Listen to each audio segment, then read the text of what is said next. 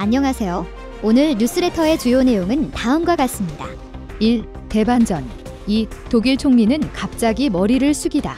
최근 가을어기를 맞아 인천 연평어장에서 꽃게 조업이 한창인 가운데 서해 북방 한계선 NLL 인근 해상에 매일 100척이 넘는 불법 중국어선이 출몰해 불법 조업을 하고 있습니다.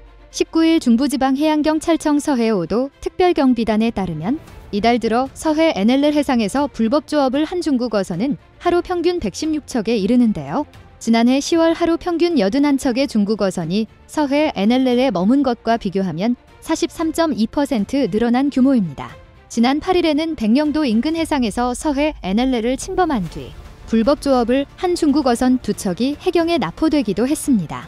보통 중국어선은 북한 당국에 돈을 주고 허가를 얻어 서해 NLL 북측 해역에 머물다가 야간이나 감시가 소홀한 틈을 타 우리 어장 쪽으로 내려와 불법 조업을 하는데요. 저인망 중국어선까지 금어기를 끝내고 지난 16일부터 서해 배타적 경제수역 EEZ 내 허가 수역에서 본격적으로 조업을 시작함에 따라 앞으로 서해상의 불법 중국어선이 더 늘어날 가능성도 있습니다. 그런데 이런 불법 어선들은 단순히 불법으로 꽃게만 잡아가는 것이 아니고 유사시 위험한 해상민병으로 돌변할 수 있는데요. 최근 중국 당국에서 민간 선박을 투입해 해군력을 강화하는 정책을 실시하면서 이런 불법 어선들을 가만히 두면 큰 위협이 될 수도 있습니다. 그런데 최근 한국이 이러한 위협들에 대처하기 위해 개량한 무기가 전 세계에 주목받으며 중국을 경악하게 만들고 있습니다. 미국이 야심차게 준비한 무기보다 더욱 뛰어나다는 평가를 받고 있는데요. 과연 어떤 소식인지 자세히 알아보겠습니다. 최근 시진핑은 사면임이 확정된 이후 더욱 노골적으로 변해가고 있습니다. 중화민족의 위대한 부흥을 위해 해양강국 건설을 통한 힘의 투사력과 국익의 범위를 확장할 것이다 라고 밝히면서 최근 빠른 속도로 해군력을 팽창시키고 있습니다. 그 이유는 전 세계 해양 패권에서 미국을 제치고 팍스 시니카를 달성하기 위해서입니다. 팍스 시니카 팩스 시니커는 중국에 의한 평화라는 라틴어의 뜻으로 중국의 패권에 의해 동아시아에 평화가 오는 것을 의미합니다. 즉, 중국 중심의 패권 질서를 구현하기 위함입니다. 중국이 바다를 접한 주변 국가를 평정하고 더 나아가 태평양에서 미국을 꺾으려면 강력한 해공군력 건설이 필수 조건이기 때문인데요. 이를 위해 중국은 최근 10년간 무서운 속도로 군사력을 확대하고 있습니다. 최근 중국은 엄청난 속도로 해군력을 확장하고 있습니다. 미국이 한 해 3척 건조하는 대형 방공 구축함을 동시에 6척씩 건조하는가 하면 호위함급 무장을 갖춘 초계함을 10척씩 찍어내고 있습니다. 다만 이 함정들이 제대로 된 것인지는 많은 의문을 낳고 있으나 엄청난 규모로 확장하고 있는 것은 맞습니다. 그런데 중국은 심지어 민간 선박에도 무장한 민병 조직을 승선시키고 있습니다.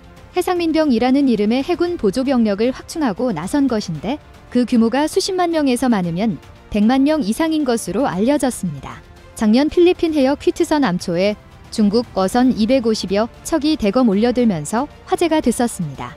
삼국지 적벽대전 속 연안개처럼 어선과 어선을 이어 거대한 방벽을 이룬 모습이었는데요.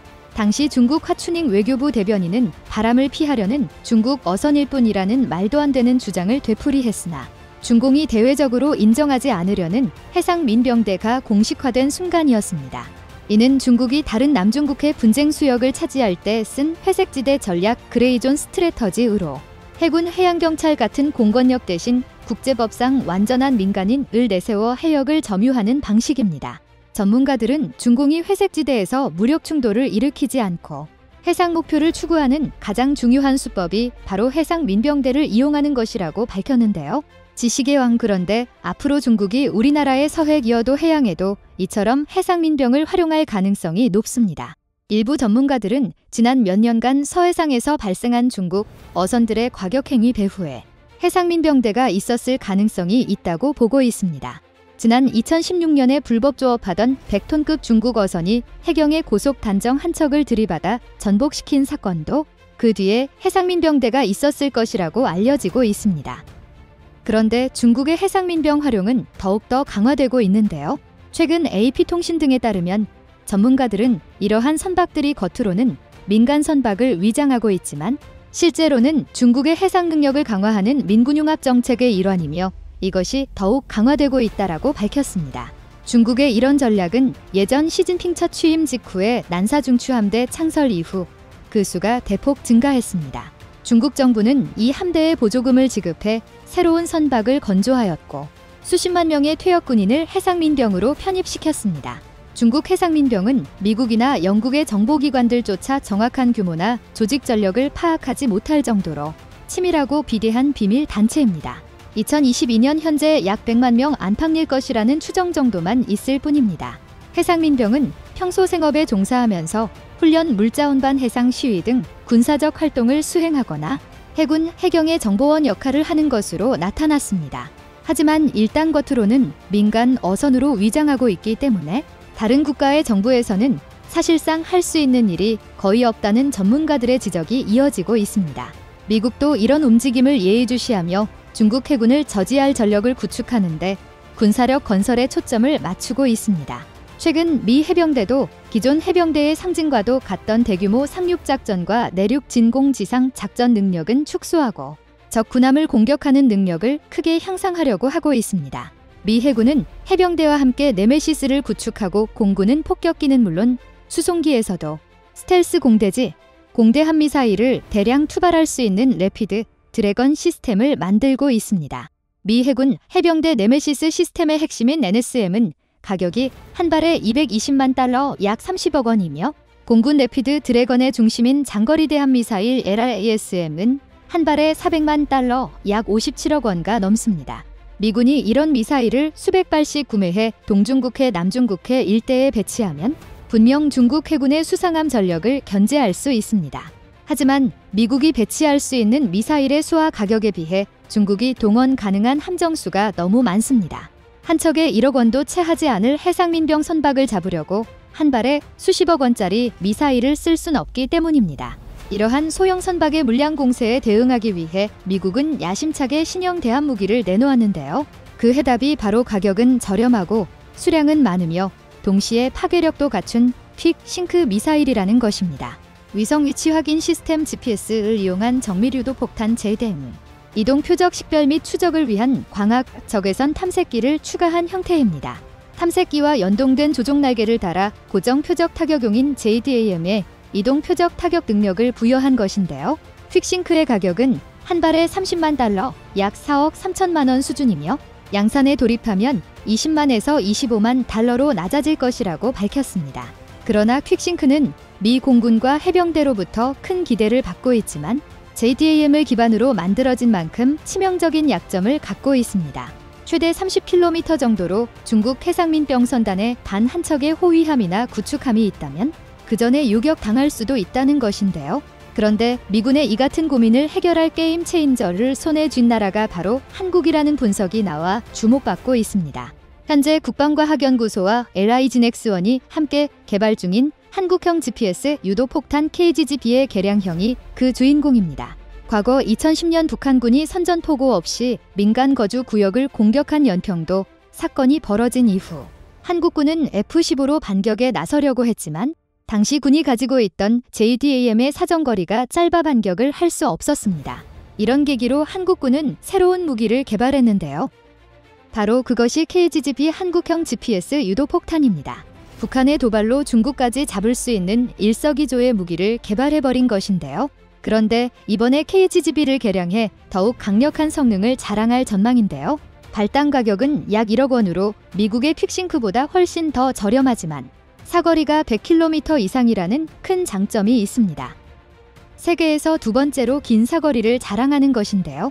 KGGB는 사거리 말고도 다양한 장점을 갖고 있습니다.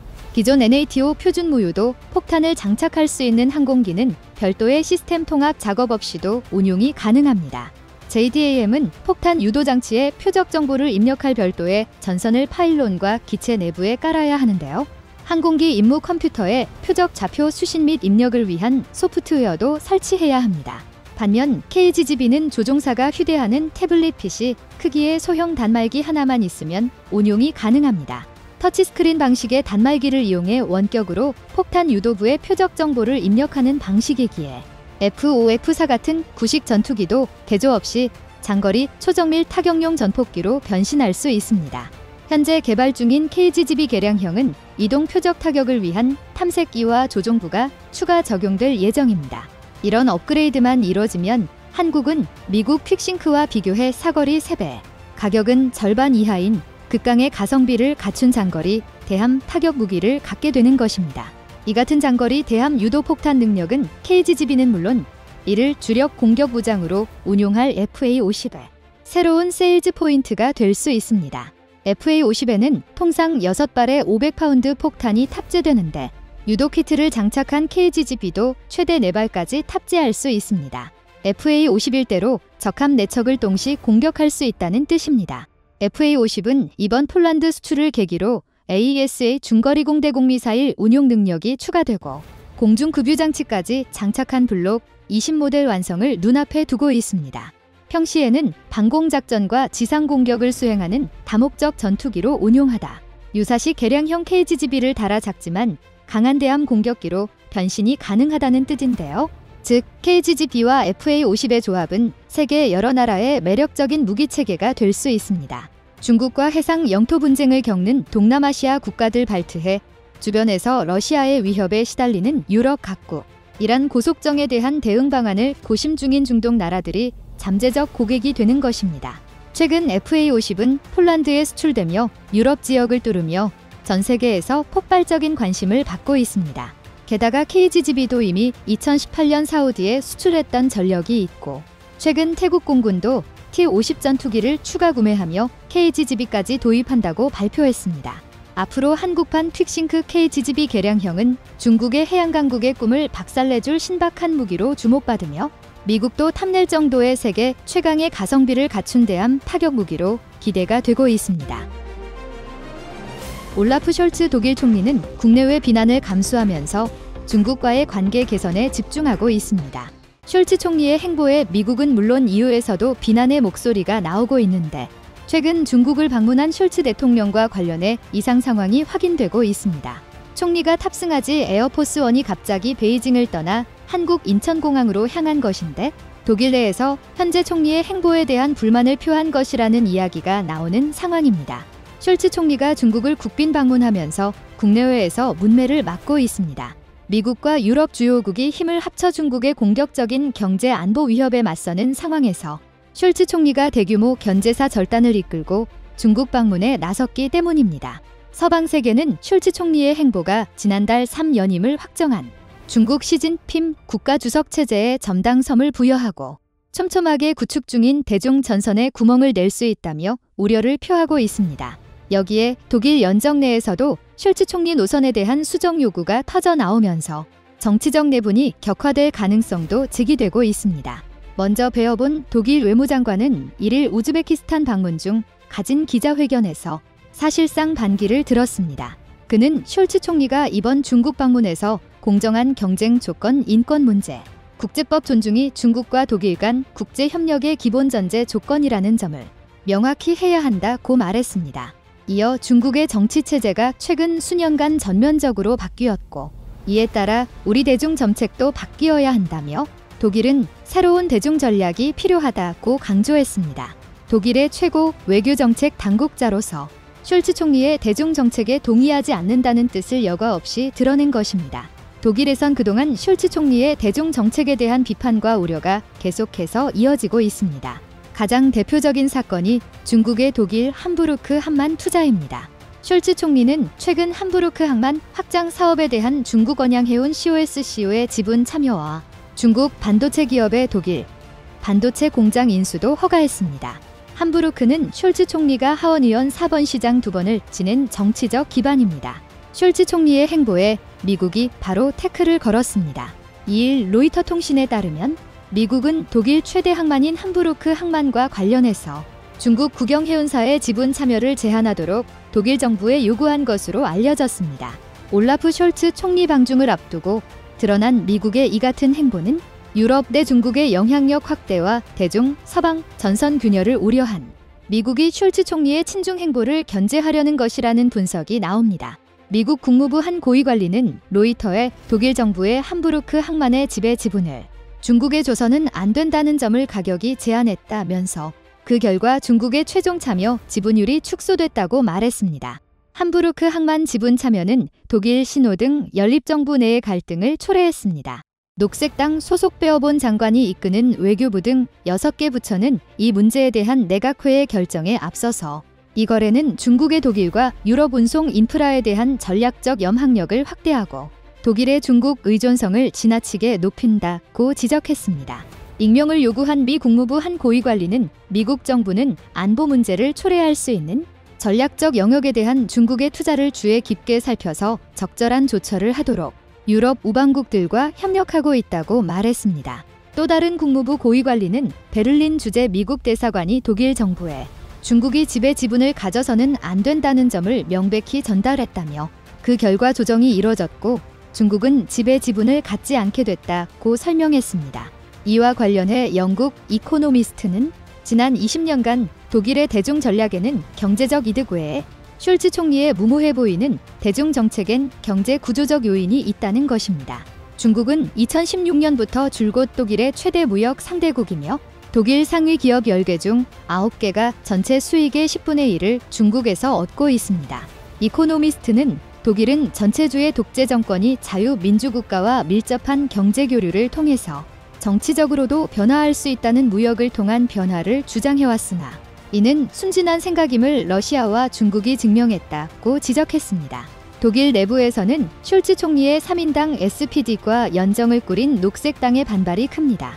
녹색당은 러시아가 천연가스 무기화로 유럽의 목을 쥐고 있듯 중국이 높은 경제 의존도를 이용해 독일과 유럽을 쥐락펴락하려 한다고 보고 있습니다. 독일 일간 디벨트는 중국 문제를 둘러싼 독일 연점 내 갈등이 표면화되고 있다고 분석했습니다.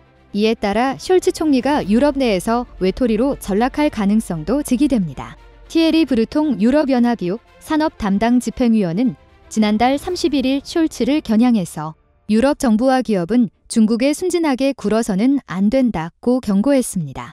이유는 중국의 위구르족 인권 탄압과 아프리카 개발 도상국에 대한 경제 침탈 시도를 줄곧 비판해왔습니다. 또한 중국이 유럽의 사회 기반 시설과 기업 인수에 자유롭게 투자하면서 점자가 유럽 기업의 중국 투자를 제한하는 것을 불공정하다고 지적해왔습니다. 최근 EU 정상회담에선 시진핑 주석의 일인 독재 감화와 대만 침공 위협에 대해 심각한 우려를 제기하며 중국을 적대적 경쟁자로 규정하기도 했습니다. 숄츠 총리는 이러한 유럽 내 분위기를 무릅쓰고 중국과 계속 밀착하려 하고 있습니다. 그의 방중은 코로나 사태 이후 G7 정상 중 처음입니다. 이번 방문에는 폭스바겐 지멘스 바스토 등 독일 대표 기업 경영자 12명도 포함됐습니다. 숄츠 총리의 방문에 맞춰 중국은 유럽 항공기 제작사 에어버스의 여객기 140대 구매 계약을 체결했습니다. 미중 갈등이 장기화하고 있는 가운데 중국이 강력한 구매력을 앞세워 미국을 견제하는 동시에 관계 개선을 원하는 유럽에 호의를 보이는 것 아니냐는 해석이 나옵니다. 여기에 중국은 팬데믹 3년 만에 처음으로 외국산 백신의 접종을 허용했습니다. 4일 주요 외신에 따르면 이날 숄츠 독일 총리는 기자회견에서 중국이 자국 내 외국인에 대해 독일 바이오언테크 백신 접종을 허용할 것이라고 밝혔습니다. 숄츠 총리는 그러면서 물론 이는 첫 번째 조치일 뿐이라며 곧 바이오언테크 백신을 접종할 수 있는 적격자의 범위가 확대돼 중국 시민들도 자유롭게 이용할 수 있기를 희망한다고 말했습니다. 독일 바이오언테크와 미국 화이자가 공동 개발한 해당 백신은 중국에서 처음으로 접종되는 외국산 백신입니다. 현재 중국은 제로 코로나 정책을 내세우고 있지만 중국산 물백신으로 인해 사실상 실패했다는 평가를 받고 있습니다. 결국 중국 백신이 아닌 서방 백신을 사용해야 하는 상황으로 몰린 것인데 이 중 독일 백신을 구입하겠다고 밝힌 것입니다. 숄츠 총리는 중국과 독일은 코로나 바이러스와의 싸움에 다른 접근 방식을 취하고 있지만 코로나를 없애는데 공동의 책임이 있다고 말했습니다. 숄츠 총리의 발언 후 자사 백신이 중국에 처음으로 수입될 것이라고 밝혔습니다. 이처럼 숄츠 총리는 중국과의 협력을 강화하려는 강한 의지를 보이고 있습니다. 그런데 독일에서는 불만을 가진 이들이 직접 행동에 나서는 모습이 확인됩니다. 숄츠 총리가 중국을 방문한 5일 정오 10분 독일 1호기가 중국 베이징 수도 국제공항을 떠나 인천국제공항에 모후 1시 30분 착륙했습니다. 통상 해외 점상을 태운 1호기는 안전과 보안 등의 이유로 군 공항인 서울공항을 이용합니다. 지난 3일 2박 3일 일정으로 한국을 찾은 프랑크 발터 슈타인마이어 독일 대통령은 서울공항을 이용한 것이 대표적입니다. 인천국제공항에 착륙한 독일 1호기는 빈 비행기였다는 의미입니다. 독일 1호기는 인천국제공항에서 3시간을 대기한 후 오후 16시 40분 다시 베이징으로 향했습니다. 숄츠 독일 총리를 태우고 중국에 온 독일 1호기가 베이징이 아닌 한국에서 대기한 것은 매우 이례적인 행동입니다. 특히 숄츠 총리가 C19와 관련해 중국과 함께 극복하겠다고 선언한 상황에서 굳이 한국을 방문했기 때문입니다.